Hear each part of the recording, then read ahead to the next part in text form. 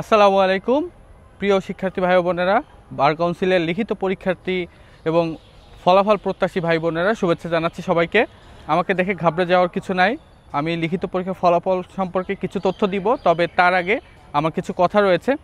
সেটি হচ্ছে, আপনাদের ফলাফল কেন্দ্রিক বা বার কাউন্সিলের বিভিন্ন ধরনের তথ্য আমি আপনাদের মাঝে শেয়ার করে থাকি।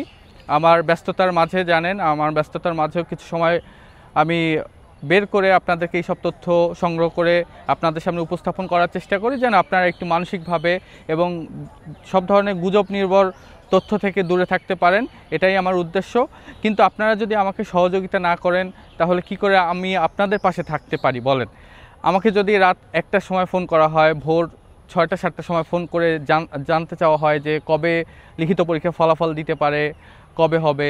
আমি জানি আপনারা উদ্বিগ্ন, কিন্তু আপনাদের উদ্বিগ্নতা যদি আমার পর্যন্ত পৌঁছে যায় এভাবে, তাহলে তো আমিও উদ্বিগ্ন হয়ে পড়ি আপনাদের সঙ্গে।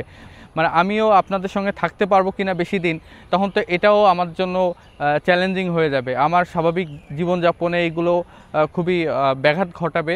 সুতরাং আমি মনে করি যে আপনারা যথেষ্ট বিবেকবান মানুষ, আপনারা বিষয়গুলো বিবেচনা করবেন। আমাকে কখন নক করবেন, কখন নক করবেন না। আমি কিন্তু বার কাউন্সিলের তথ্যগুলো আপনাদেরকে স্বপ্রণোদিত হয়ে সহযোগিতা করি, এটা আপনারা সবসময় মাথায় রাখবেন।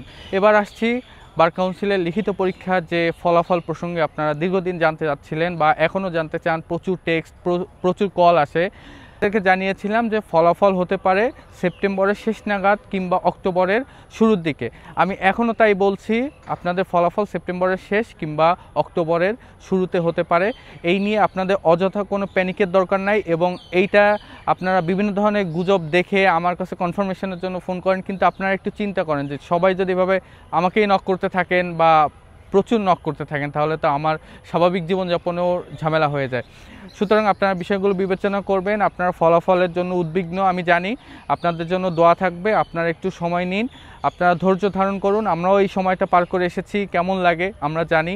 আমাদের তথ্য জানার কেউ ছিল না, আপনাদেরকে তথ্য জানানোর আমার মতো অনেকেই আছেন যারা আপনাদেরকে তথ্য দেন। কিন্তু এমন কোনো তথ্য বা এমন কোনো বিভ্রান্তিতে পড়বেন না যা নিয়ে অন্য কারো জীবন স্বাভাবিক চলাচল বা ভালো থাকা বা কাজের মধ্যে থাকাটা ব্যাঘাত ঘটতে পারে। তো এই প্রত্যাশা জানাচ্ছি, অপেক্ষা করুন, ভালো কিছু হবে ইনশাল্লাহ। আর সময় সময় আমি চেষ্টা করব আমার আপডেটটি আপনাদেরকে জানানোর। ভালো থাকুন।